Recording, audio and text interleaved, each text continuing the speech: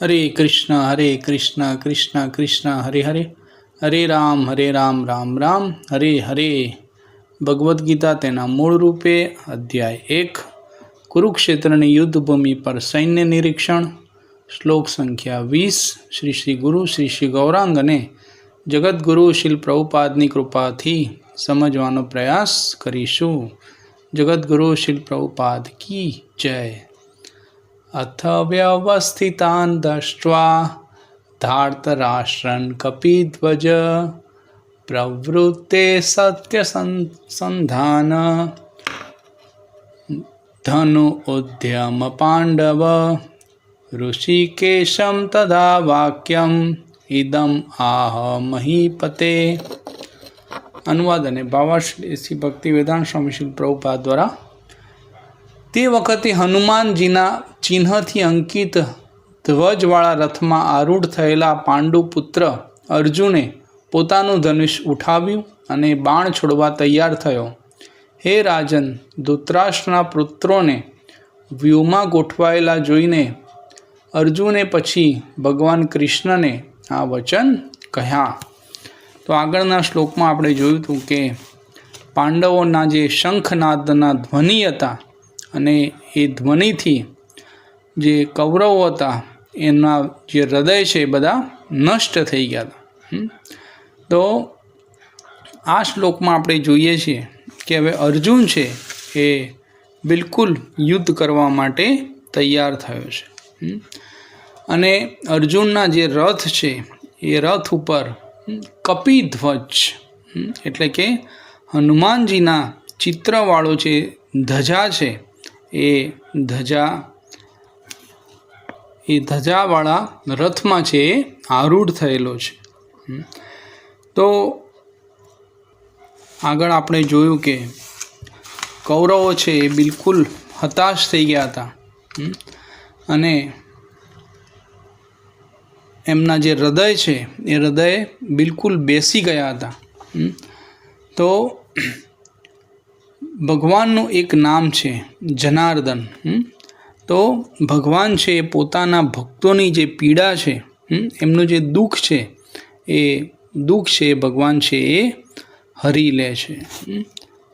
તો અહીંયા આ શ્લોકમાં સૌથી મહત્ત્વનું છે કપિધ્વજ એટલે કે હનુમાનજીના ચિત્રવાળું જે ધજા છે। તો આપણે આજે જોઈએ કે હનુમાનજી કેવી રીતે અર્જુનની ધજામાં છે એ બિરાજ્યા। તો એની વાર્તા એવી છે કે એક વખતે અર્જુન છે એના રથમાં સવાર હતો અને ક્યાંક ભ્રમણ કરી રહ્યો હતો અને એણે જોયું કે રસ્તામાં એક વાનર છે એ વાનરનો ભેટો અર્જુનને થઈ ગયો। તો અર્જુનને થોડું અભિમાન હતું કે હું વધારે બાણાવળી છું, મારા જેવું કોઈ તીરંદાજી કરી શકતું નથી। તો એણે હનુમાનજીને કહ્યું કે હું સર્વશ્રેષ્ઠ ધનુર્ધર છું। તો વાનરે કીધું કે સર્વશ્રેષ્ઠ ધનુર્ધર તમે નહીં પણ મારા પ્રભુ શ્રી રામ છે। તો અર્જુને કહ્યું કે જો પ્રભુ શ્રી રામ સર્વશ્રેષ્ઠ ધનુર્ધર હોત તો એમણે પુલ બાંધવા માટે કોઈએ પથ્થરો અથવા તો ઝાડનો પ્રયોગ ના કર્યો હોત, એમણે બાણથી જ પુલ છે એ બનાવી દીધો હોત। તો હનુમાનજી વાનર કહે છે કે જો બાણથી પુલ બનાવ્યો હોત તો એ મારો ભાર પણ ના ઝીલી શકત। તો અર્જુનને એકદમ ગર્વ થયો, કેવી વાત છે, તો ચલો હું પુલ બનાવું અને તમે એ પુલ ઉપર ચાલો। તો અર્જુને બાણથી એક પુલનું નિર્માણ કર્યું અને હનુમાનજી છે એ પુલ ઉપર ચડવા માટે તૈયાર થયા। બંને પોતપોતાના આરાધ્ય દેવને પ્રાર્થના કરવા લાગ્યા। હનુમાનજી કહે છે કે હે પ્રભુ શ્રી રામ, મારું જે વચન છે વચનને સત્ય કરજો। અને અર્જુને પણ ભગવાન કૃષ્ણને પ્રાર્થના કરી અને એ જ સમયે એ જે તળાવ હતું, તળાવમાંથી લાલ રંગ દેખાયો. તો બંને જણા નજીક ગયા અને જોયું. તો હનુમાનજીએ જોયું કે ભગવાન શ્રી રામ છે, એમના શરીરમાંથી લોહી વહી રહ્યું છે. અને અર્જુને જોયું કે ભગવાન કૃષ્ણ પણ ઘાયલ થયા છે અને એમના શરીરમાંથી પણ રક્ત વહી રહ્યું છે. તો બંને જણા એ ચેલેન્જ હતી, ચેનલ કેન્સલ કરી કે આપણે આપણા આરાધ્ય દેવને શા માટે દુઃખી કરવા જોઈએ. અને ત્યારે ભગવાને કહ્યું કે તમે બંને તો ભક્ત છો, શુદ્ધ ભક્ત છો, તો તમે બંને હવે સંધિ કરી લો. ત્યારે હનુમાનજીએ અર્જુનને વચન આપ્યું કે જ્યારે કુરુક્ષેત્રનું યુદ્ધ થશે ત્યારે હું તમારી ધજા ઉપર અંકિત રહીશ અને હું જોરથી ધ્વનિ કરીશ. હનુમાનજી જ્યારે પણ કોઈ દુશ્મન દેશના જો કોઈ દુશ્મન ના જે યોદ્ધા નજીક આવતા ત્યારે હનુમાનજી જોરથી બૂમ પાડતા, જય શ્રી રામ. અને દુશ્મનના જે 1000 સૈનિકો એમ જ એમનો અવાજ સાંભળીને જ ત્યાં આગળ મરી જતા. તો એ રીતે હનુમાનજીએ અર્જુનનું જે રક્ષણ છે એ કર્યું હતું. અને હનુમાનજીએ ગદાથી પણ અર્જુનનું છે એ રક્ષણ છે એ કર્યું હતું.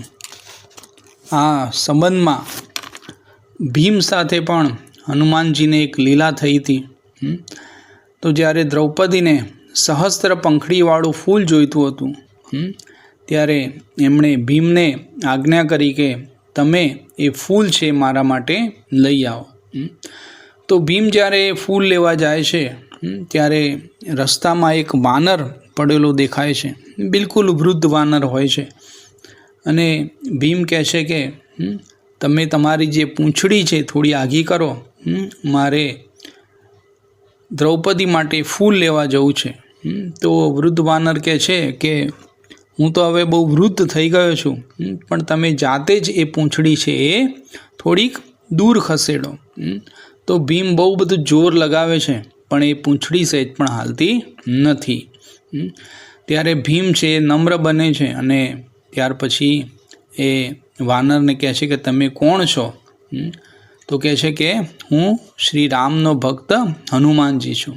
અને ભીમ છે એ એમને પ્રણામ કરે છે, કારણ કે બંને છે એ પવનદેવના જ પુત્રો હોય છે. એટલે એક રીતે કહી શકાય કે બંને એકબીજાના ભાઈ છે. તો અહીંયા અર્જુન અને ભીમ ભાઈ હતા. તો એ રીતે હનુમાનજીએ આ યુદ્ધમાં કપિધ્વજના સ્વરૂપમાં અહીંયા આપણે જોઈ શકીએ છીએ કે જ્યાં ભગવાન કૃષ્ણ, જ્યાં હનુમાનજી મહારાજ, જ્યાં ભગવાન શ્રી રામ, તો જે સૈન્યમાં હોય છે એ સૈન્યનો ક્યારે પણ પરાજય થતો નથી. તો એ જ આપણે આ શ્લોકમાંથી શીખી શકીએ. હરે કૃષ્ણ.